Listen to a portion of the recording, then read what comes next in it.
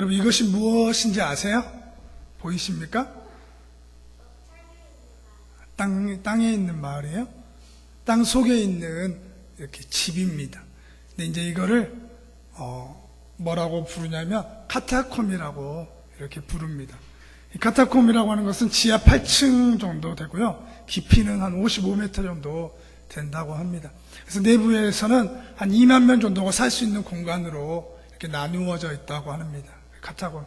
이곳에는 가축우리와 부엌과 또 곡식창고와 교회와 학교와 우물과 묘지 등이 정말 이곳에 다양하게 다 포함되어져 있는 곳입니다.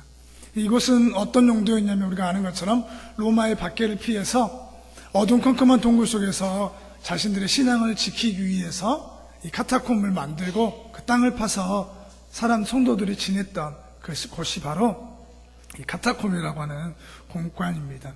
근데 이 공간은 빛이 들어오지 않고 또 통풍이 잘 되지 않고 또 한번 동굴에서 전염병이 일어나면 쉽게 이렇게 전염병이 퍼지기 때문에 사람이 살 수 있는 쉽지 않는 그런 공간이었던 것 같습니다.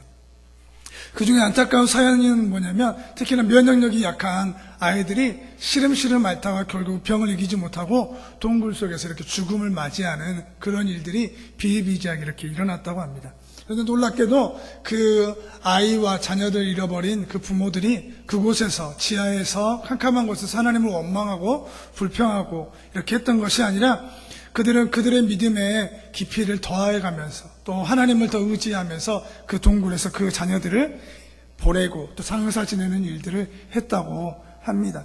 과연 어떻게 그렇게 할 수 있었을까라고 사람들이 의구심을 가졌는데 그 이유를 동굴의 벽화를 보면서 찾아보니까 그 동굴의 벽화에 부활의 소망이라는 내용이 가득 차 있었다고 그럽니다. 자녀를 잃은 부모들은 그들을 다시 만나게 될 부활의 날을 학수고대하면서 여러 가지 신앙의 고백을 남겼다고 합니다. 그리고 또 그 중에 하나 발견되어져 있는 어떤 벽화에는 이런 내용이 있었다고 해요. 나사로를 일으키신 그 예수님 옆에 이 벽화가 있었는데 뭐냐면 이런 내용이라고 하는 겁니다. 우리 종일사 한번 읽어주실랍니까? 네, 땡스. 그래. 이게 이제 헬라어라고 하는 것으로 이렇게 써져 있습니다. 그래서 다투스 예 보나사 베란스 필리오 다투 베네베는 하여튼 이런 식으로 돼 있는 내용입니다. 근데 이거를 의역하면 이렇게 된다고 합니다. 이 말입니다. 타투스와 보노사가 20년을 살다간 아들이 남긴 기억 속에 비석을 고이 두다. 이제는 편히 쉬렴. 이렇게 써져 있는 글이 그 나사로가 살아난 그 벽화 옆에 그 아들을 이렇게 글이 써져 있다라고 하는 내용입니다. 이런 글이 나사로를 일으키신 예수님의 벽화 옆에 기록되어져 있다. 이것이 의미하는 바가 뭘까요?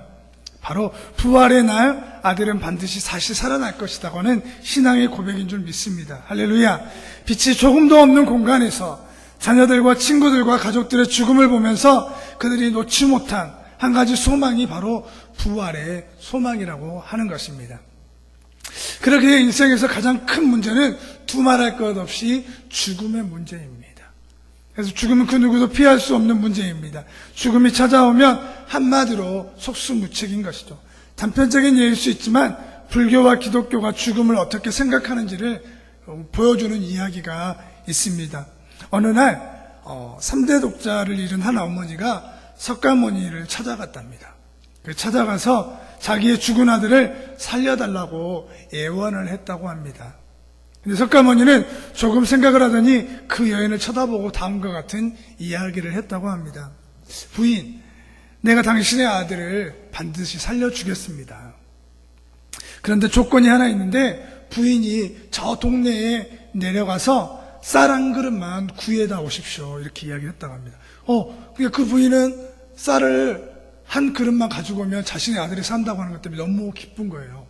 근데 단 한 가지 조건은 뭐냐면 그 쌀을 아무도 죽음의 고통을 당해보지 않는 집에서 가져오라고 하는 겁니다. 이해되시죠? 그래서 그 부인은 한 가닥 희망을 품고 동네에 내려가서 이 집 저 집 쌀을 구하러 갔습니다.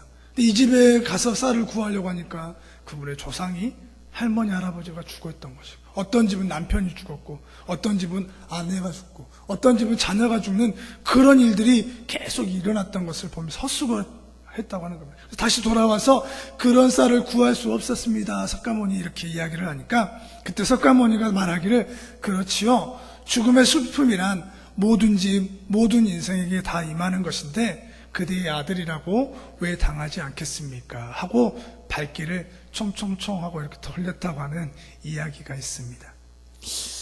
죽음은 그 누구도 피해갈 수 없는 운명이라고 하는 거죠, 종교는. 죽음은 그 어떤 종교도 해결할 수 없는 신의 영역이라고 말하고 있습니다. 세상의 모든 종교 사상은 여기에서 끝입니다. 죽음을 그냥 받아들이는 것으로 위대한 사람이 될 수 있다라고 가르치고 있습니다. 그런데 오늘 성경은 죽은 사람이 다시 살아나고 하는 그 이야기를 다룹니다. 혹시 가사 상태나 기절 상태로 있다가 깨어나는 일이 있을 수 있겠지만 완전히 죽은 사람이 다시 살아나는 일인 거의 불가능합니다. 그런데 오늘 나사로라고 하는 이름하는 그 사람이 완전히 죽었다가 예수님의 능력으로 다시 살아나는 놀라운 기적을 오늘 성경은 다루고 있다고 하는 거예요. 그래서 이 성경의 이야기를 통해서 죽음을 이야기하는 부활의 능력인지를 우리가 깨닫기를 소망합니다. 예수님의 부활은 우리 삶에 찾아오는 문제와 고통을 과연 어떻게 해결하는지 그 의구심이 우리에게 풀리면 좋겠습니다. 부활의 생명은 우리에게 어떤 의미인지를 함께 생각해보는 그런 시간이 되기를 소망해 봅니다. 우리 한번 3절 4절 한번 같이 한번 읽어보겠습니다. 오늘 말씀 배경이니까 잠깐 읽겠습니다. 시작. 이에 그 누이들이 예수께 사람을 보내어 이르되 주여 보시옵소서, 사랑하시는 자가 병들었나이다. 예수께서 들으시고 이르시되 이 병은 죽을 병이 아니라 하나님의 영광을 위함이요, 예수께서 본래 마르다와 그 동생과 나사로를 사랑하시더니 나사로가 병들었다 함을 들으시고 그 계시던 곳에 이틀을 더 유하시고. 우리가 아는 것처럼 이 나사로가 살던 곳은 베다니 마을입니다. 그래서 예루살렘에서 한 5리 정도 떨어져 있는 작은 마을인데 예수님이 예루살렘에 가실 때마다 이 베다니 마을에 들렸던 같습니다. 그 마을에 사는 나사로와 누이 마르다는 예수님과 이렇게 절친입니다. 아주 친한 사이입니다. 그런데 예수님이 먼데 떨어져 계시는데 베다니 마을에 급한 전갈이 온 거예요. 편지가 온 거예요. 누가 보냈겠습니까? 이 마르다와 마리아가 자기 동생이 곧 죽게 됐으니까 자기 죽게 된 그 나사로가 죽게 된 그 일 때문에 예수님 좀 빨리 와서 좀 안수도 좀 해주고 기도 좀 해주라고 부탁을 드린 겁니다.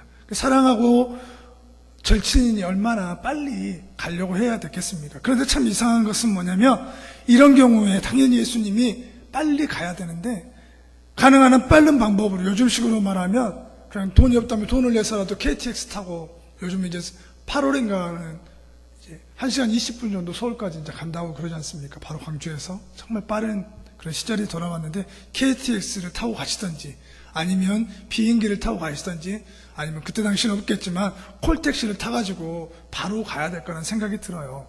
근데 예수님은 그렇게 하지 않았다고 하는 거예요. 오늘 5절에 보니까 빨간 글자를 보면 그 계시던 곳에 며칠을 더 유하신 겁니까? 이틀을 더 기다리신 거예요. 그 이해가 되지 않는 겁니다. 당장 달려가야 하는데 그곳에서 이틀을 더 지체하신 거예요. 만약 요즘 같으면 마리아 권사님, 또 한번 생각을 해봤습니다. 마르다 집사님을 아마 시험에 들었을 게 분명합니다. 중병으로 인해 신방을 요청했는데 목사님은 안 오시고 그것도 이틀이나 뒤에 찾아온 거예요.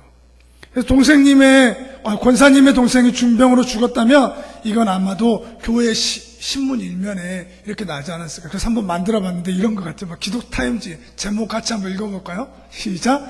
목사, 교인의 신방 요청에 이틀 늦게 도착. 하지만 교인은 사망. 이런 신문이 나지 않았을까요? 그렇죠. 이틀 동안에 그래서 정말 그 교회의 목사가 과연 그럴까라고 그런 이해가. 여러분은 예수님의 이런 행동이 혹시 이해가 되십니까? 이 나사로의 사건이 우리 기독교인이 겪는 어떤 딜레마가 아닌가 생각이 들어집니다. 기도의 응답의 시간이 나의 원하는 때, 내가 정한 시간에 이루어지지 않을 때 찾아오는 그 괴리감들. 그리고 긴박하게 해결해야 할 문제 앞에 도무지 실마리를 찾지 못하겠는데 하나님의 응답과 음성은 나에게 들리지 않을 때 찾아오는 그런 불신감들, 이런 괴리감과 불신감이 어느덧 하나님을 향한 원망과 불평으로 바뀌기 시작했다고 하는 겁니다. 여러분은 이번 고난주간을 어떻게 보내셨습니까? 저번 주가 우리 고난주간이었지 않습니까? 예수님의 고난과 십자가를 깊이 묵상하시면서 나를 구원하시기 위해 죽으신 그 은혜에 감격하시면서 감사의 시간을 보냈을 거라고 생각합니다. 할렐루야. 저와 우리 가정에는 이번 고난주간은 조금 특별했던 것 같습니다. 어찌 보면 지금도 그 고난을 지나고 있지만 조금은 힘든 시간을 보내고 있는 것 같아요.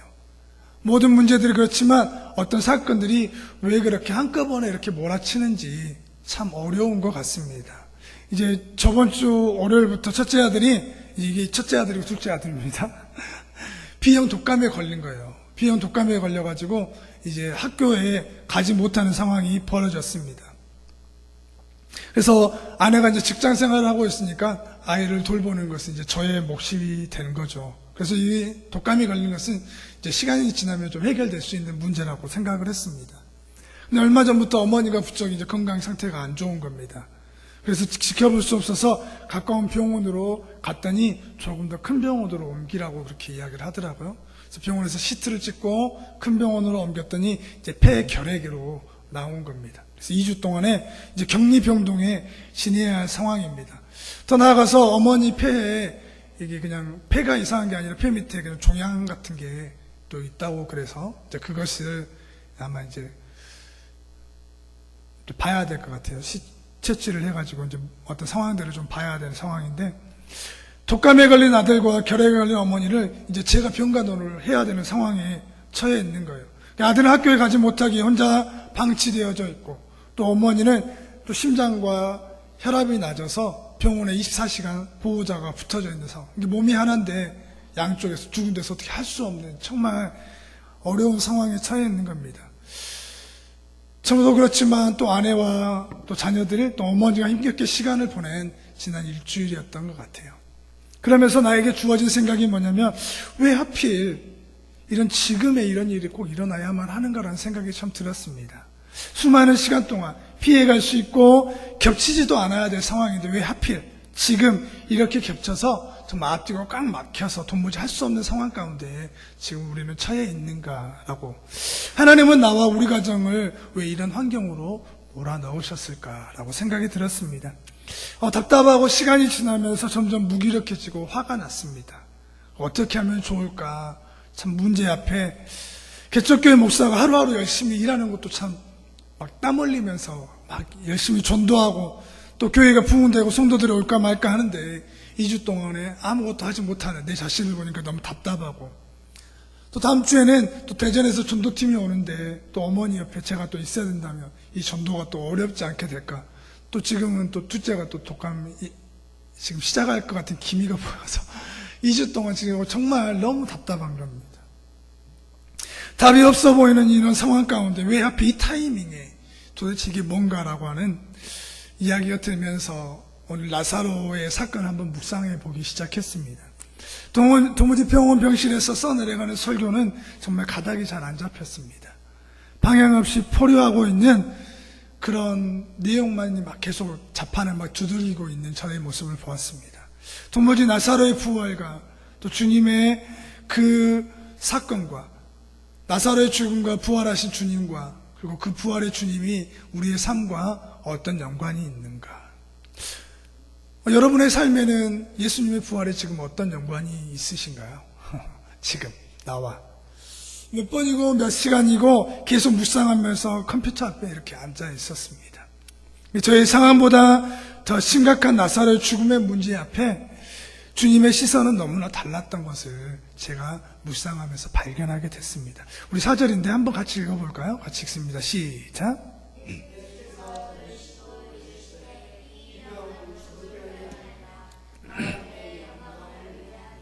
아멘, 할렐루야. 예수님의 시선은 죽은 나사로의 문제를 무엇으로 보여내는 기회로 삼겠다고 하시는 겁니까? 하나님의 영광인 겁니다. 할렐루야.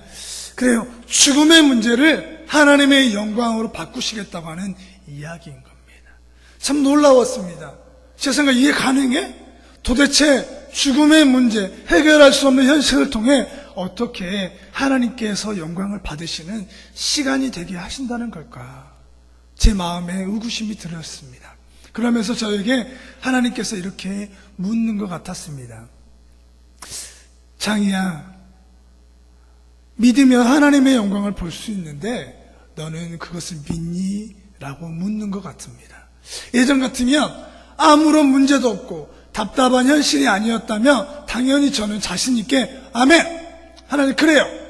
주님 믿으면 하나님의 영광을 보게 될 거예요.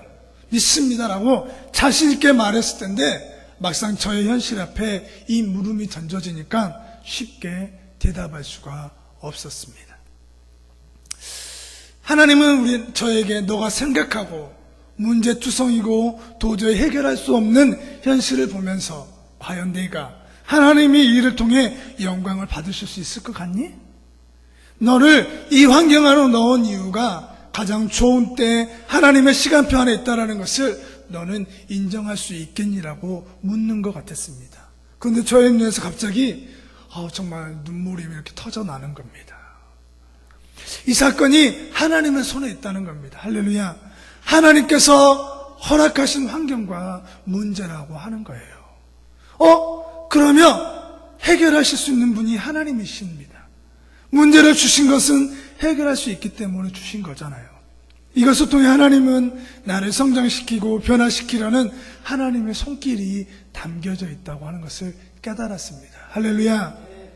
이제는 하나님께서 어떻게 이 문제를 풀어가는지 나는 보면 되는 겁니다. 그래서 내가 하려고 하는 그 가능성과 희망을 포기하고 내려놓을 때까지 하나님은 나를 기다리고 계셨던 겁니다. 그리고 소망이 막 생기는 겁니다. 이제 하나님께서 자신의 영광을 어떻게 나타내 보이실까? 어떤 모습으로 그 영광이 나의 삶에 찾아올까? 막 이렇게 기대가 되고 소망이 된 것입니다. 할렐루야. 나사로 사건을 보면서 이제 예수님의 행동이 이해가 되기 시작했습니다. 예수님은 의도적으로 이틀을 지체하신 행동으로 자신의 제자들과 마리아와 마르다를 성장시키려고 하신 것입니다. 일부러 시간을 지체하셔서 그 상황 안으로 예수님이 몰아가고 계신 거예요. 결론부터 말씀드리며 타이밍을 맞추시기 원하는 겁니다. 우리 15절인데 15절을 보면은 내가 거기 있지 아니한 것을 너희를 위하여 기뻐하노니 이는 너희로 뭐 하려고 하심이라? 믿게 하려 함이라고 이렇게 이야기하고 있습니다. 예수께서 나사로가 죽는 죽음, 그 죽음을 의도적으로 지금 뭐하고 계시는 겁니까? 기다리고 계시는 겁니다. 이 사흘이라고 하는 나사로가 무덤에서 4일이라고 하는 시간을 보내는 그 시간, 우리도 그러지 않습니까? 왜 3일장을 지내지 않습니까? 3일장을 지내는 이유가 왜 그렇죠? 사람이 죽은 다음에 그 혼이 돌아올 수 있는 시간이 아마 3일이라고 하는 시간을 생각하는 것 같아요. 그래서 유대인들도 마찬가지 그런 관념이 있답니다. 죽은 지 3일 동안에는 영혼이 완전히 떠나지 않는데 그 죽은 그 유품 안에 유품을 계속 떠돌고 있다고 그럽니다. 그러니까 예수님이 그 전에 와서 만약에 나사로를 살렸다면 예수님의 능력을 믿지 않고 영혼이 돌아오는 것으로 사람들은 오해할 수 있었다고 하는 거예요. 그러면 그들의 신앙은 아무 유익이 없는 겁니다. 그래서 의도적으로 시간을 나흘째 맞추신 겁니다. 그때는 이미 시신이 부패하기 시작할 때고 완전히 죽을 사실을 어떤 사람도 부정할 수 없는 그 시간, 그 시간이 바로 하나님의 섭리의 시간이고 하나님의 타이밍이라고 하는 겁니다. 이게 하나님의 시간표와 인간의 시간표의 차이라고 하는 겁니다. 인간은 항상 지금 당장 즉시 빨리 무엇인가 이루어지길 바란다고 하는 거예요. 특히 한국 사람이 이 분야에서는 단연 세계 최일이라고 하는 겁니다. 그래서 한국인이 있는 이렇게 외국에는 금세 외국인이 따라하는 말이 있다고 합니다. 그게 혹시 뭔지 압니까? 잘못하는 말로 빨리 막 이렇게 하는 그 말이 진짜 그 사람들 앞에는 익숙하게 이렇게 다가온다라고 하는 거예요. 얼마나 성질이 급했으면 그런 말이 나오겠습니까? 여러분, 지금 여러분의 삶에 더디다고 생각하는 혹시 기도의 응답이 있습니까? 무엇인가 해결해야 하는데 어떤 답도 보이지 않는 그런 문제가 여러분에게 있습니까? 그것이 영적이든 아니면 가정과 직장의 문제에서 머뭇거리고 있는 혹시 결단하지 못하는 것이 혹시 있습니까? 어쩌면 그 기다림의 시간을 통해 하나님은 우리를 성장시키고 성숙시키는 하나님의 시간표 안으로 우리를 지금 몰아넣고 계시다고 하는 것을 깨달았으면 좋겠습니다. 그래서 저는 이 찬양이 참 좋습니다. 혹시 아십니까? 주 품에 품으소서, 능력의 발로 덮으소서, 거친 파도 날 향해 와도 주와 함께 날아오르리, 폭풍 가운데 나의 영혼 잠잠히 주를 보리라. 주님 품에 있기 때문에 폭풍이 몰아쳐도, 또 우리의 삶에 거친 파도가 찾아와도 그 가운데서 잠잠히 주님을 바라볼 수 있다라고 소망합니다. 하나님은 가장 좋은 것을 가장 좋은 때에 주시는 우리의 아버지십니다. 할렐루야. 한번 해보겠습니다. 하나님은 가장 좋은 것을 가장 좋은 때에 주시는 나의 아버지이십니다. 그래서 저와의 가정이 겪고 있는 어려움은 하나님이 주시는 가장 좋은 때, 가장 좋은 것을 주시는 그 하나님의 타이밍이라고 믿음으로 고백하게 되었습니다. 그렇게 우리가 신앙생활 하면서 하나님의 주권을 존중하고 하나님의 때에 나 자신의 시간과 응답의 때를 맞추는 게 지혜인 것 같습니다. 예수님께서는 나사로의 죽음을 우도적으로 기다리시면서까지 우리에게 보여주고 싶었던 그 하나님의 영광이 무엇냐고 하는 거예요. 왜 예수님은 이틀이라는 시간을 지체하면서까지 우리에게 보여주고 싶었던, 너희가 믿으면 하나님의 영광을 보리라고 하는 그 영광이 도대체 무엇입니까? 우리 25절 26절인데요 같이 한번 읽어보겠습니다. 시작.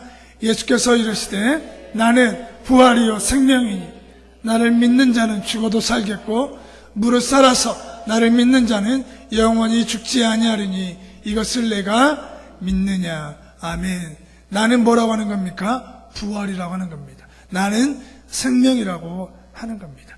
나사로의 죽음의 사건을 통해 보여주고 싶었던 것은 바로 부활인 겁니다. 우리가 믿으면 하나님의 영광을 본다고 하는 그 영광의 현장이 무엇입니까? 바로 부활이라고 하는 겁니다. 예수님께서 자신을 소개하신 중요한 단어가 나는 부활이요 나는 생명이라고 하는 겁니다. 이 말은 과거의 사건 속에서 일어났던 과거의 일이 아니라고 하는 겁니다. 또 미래의 어느 날 죽은 후에 경험하는 미래의 일이 아니라고 하는 겁니다. 나는 나사로를 살려낼 수 있는 지금 부활이라고 하는 겁니다. 할렐루야. 나는 지금 생명이라고 하는 겁니다. 죽은 나사로가 살아날 수 있는 것은 미래의 어느 시점에서 일어나는 부활과 생명이 아니라 현재 마르다와 마리아 앞에 서 계신 그 주님이 살리시는 분이라고 하는 그 지금 서 있는 그 주님이 일하시는 분이라고 하는 겁니다. 이것이 놀라운 고백입니다. 부활은 과거가 아닙니다. 부활은 우리가 앞으로 당해야 될 미래의 어느 날 반드시 부활할 것입니다. 그러나 그 부활은 미래의 어느 날이 아닙니다. 부활은 현재입니다. 그 부활은 지금입니다. 왜 그렇습니까? 우리는 내일이라고 하는 시간이 보장되어 있지 않아요. 오늘 하루가 하나님께서 우리에게 허락하여 주신 가장 소중한 날이기 때문에 이 하루의 부활이 나의 것이 되고 능력이 될 때 우리가 내일 죽는다고 하면 그 부활은 지금 우리의 것이 되기 때문에 그렇습니다. 그래서 그 부활의 능력으로 예수님은 나사로를 살려내시면서 자신이 부활의 주인이심을 보여내신 것입니다. 오늘 우리 각자에게도 나사로가 있습니다. 무언가 괴롭고 스트레스를 주는 장애물이 있다고 하는 겁니다. 그러나 나사로를 죽음에서 살려내신 주님은 우리의 나사로도 능히 해결해 주실 줄 믿습니다. 미래의 어느 날 기도하면 언젠가 될 거야가 아닙니다.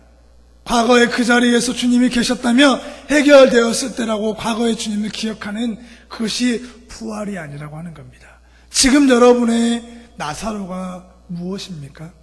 지금 여러분이 겪고 있는 건강의 문제로 어려움을 겪고 있다면 그것이 나사로일 수 있습니다.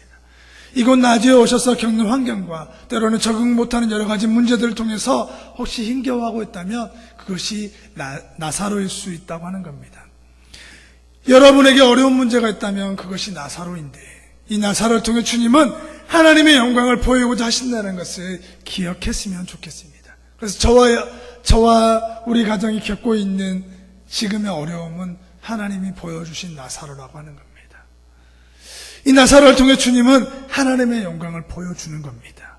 우리에게 부활의 능력, 부활의 소망을 주셔서 그 환경과 어려움이 나를 죽음과 같은 어두움과 답답함과 영적인 무기력함에서 벗어나게 할 수 있는 그 부활이 현재가 되도록 하시기 위해서 하나님은 지금 우리를 기다리고 계시는 겁니다.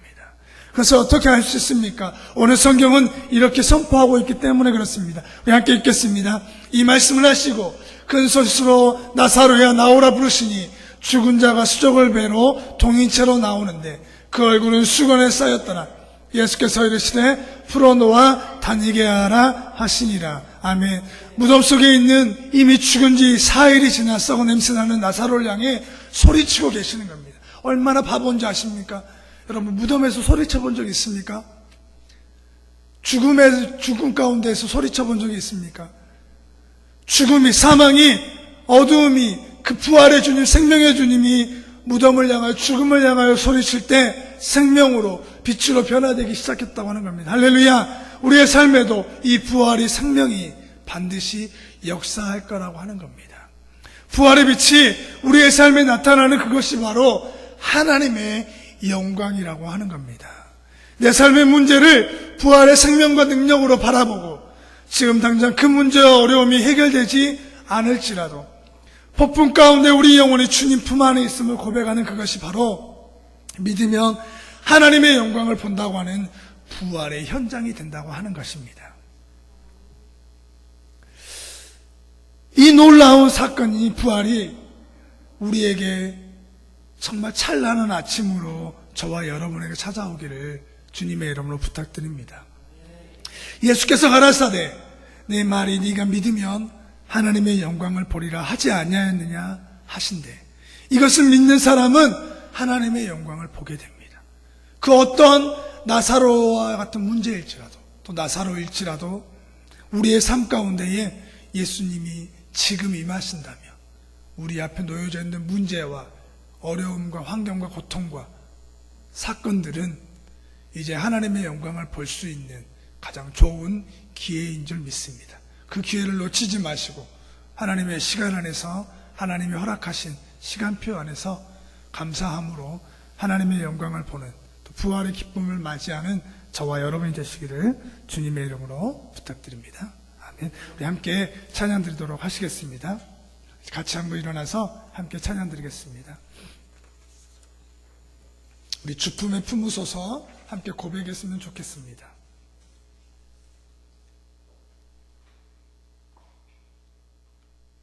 우리 이 찬양 부르면서 말씀 생각하시면서 함께 고백했으면 좋겠습니다.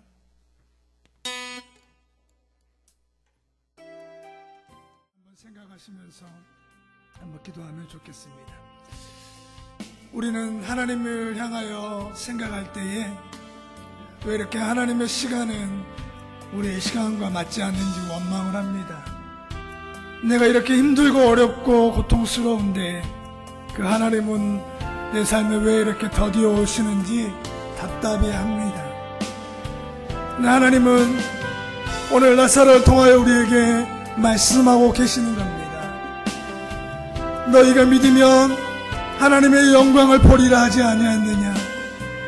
나는 이 환경을 통하여서 너희에게 부활이 무엇인지, 부활의 생명이 무엇인지, 부활이 주는 기쁨이 무엇인지를 보여내길 원한다고 말씀하시는 겁니다. 할렐루야. 그러기에 우리는 그 고통과 문제와 환경에 우리의 시선을 머물지 말고 그 부활의 주님을 향하여 우리의 눈을 들기를 소망합니다. 우리의 있는 어려움과 환경과 고난에 우리의 마음이 머물러 있는 것이 아니라 그 부활의 주님께 우리의 마음과 생각을 두면 좋겠습니다. 우리 이 시간 한번 같이 기도하겠습니다. 나 주님을 기대합니다. 나 주님을 바라보겠습니다. 폭풍 가운데서 주님만을 원합니다. 같이 기도하겠습니다. 하나님, 내가 하나님만을 기대합니다. 나의 삶 가운데 찾아와져 있는 이 여러 가지 문제와 환경 가운데에 나사로와 같은 이와 같은 어려움 가운데에 하나님만이 길이며 하나님만이 방법이며 하나님만이 부활임을 믿음으로 선포하는 하루하루 되기를 소망합니다. 하나님 그렇습니다. 하나님이 부활의 주님이십니다. 이 예수 그리스도를 죽은 날 가운데 살리심으로 우리를 그 하나님의 자녀가 되게 하시고, 그 부활이 미래의 일이 아니라 과거의 사건이 되지 않고 지금 우리에게 일어나는 현재의 부활이 되도록 주님이 부활하셨사오니 나사로를 통하여 네가 믿음의 하나님의 영광을 보리라 하지 아니하였느냐, 네가 믿음의 하나님의 영광을 보리라 하지 아니하였느냐 말씀하신 것처럼 나 하나님의 영광을 보기를 원합니다. 나 하나님의 영광을 보기를 원합니다. 아멘. 하나님 감사합니다. 나사로를 이틀 동안 지체하시면서까지 그 나사로와 마리아와 마르다와 당신의 사랑하는 제자들에게 보여주고 싶었던 그 하나님의 영광인 부활을 우리에게 허락하여 주시니 감사합니다. 하나님, 우리의 삶에 찾아와져 있는 여러 가지 나사로들이 이제 예수 그리스도를 만날 때에 생명으로 바뀌는지를 고백하고 선포합니다. 이 문제와 어려움은 우리를 죽이고 멸망시키는 것이 아니라 네가 믿으면 하나님의 영광을 보리라 하지 아니하였느냐고 말씀하시는 그 말씀 앞에 주님, 내가 믿겠습니다. 나의 믿음 없음을 용서하여 주소서라고 말할 수 있는 우리가 되게 하여 주시옵소서. 하나님, 부활은 과거에 어느 순간 좋았던 내 믿음의 현장이 아닙니다. 부활은 앞으로 어떤 일들을 만나며 그때 적용해야 할 부활이 아닙니다. 부활은 지금입니다. 지금 말씀하시는, 지금 성경에 기록되어져 있는 하나님의 말씀이 내 삶에 적용되어지는 것이 바로 부활이고 하나님의 영광인 줄 믿습니다. 이 하나님의 영광과 그 부활이 이제 나를 넘어 우리의 가정과 직장과 사회에, 그리고 이 나주 혁신도시와 하나님을 예배하고자 하는 많은 사람들 위해 시작되어지기를 간절히 원합니다. 이제는 우리 주 예수 그리스도의 감당할 수 없는 그 십자가의 죽음과 고통을 통하여 얻게 하여 주신 그 부활의 생명을 고백하며 그 예수님의 크신 사랑과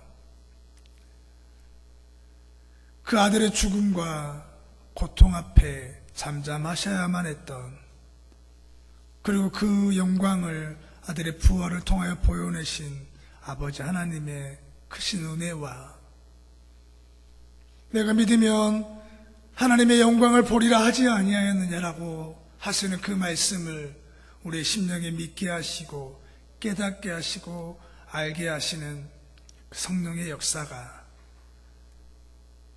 부활은 현재입니다. 부활은 우리의 삶에 적용해야 할 능력과 생명입니다라고 고백하는 성도들과 가정과 직장과 사업 위에 이제로부터 영원토록 함께 하시기를 간절히 축원하옵나이다.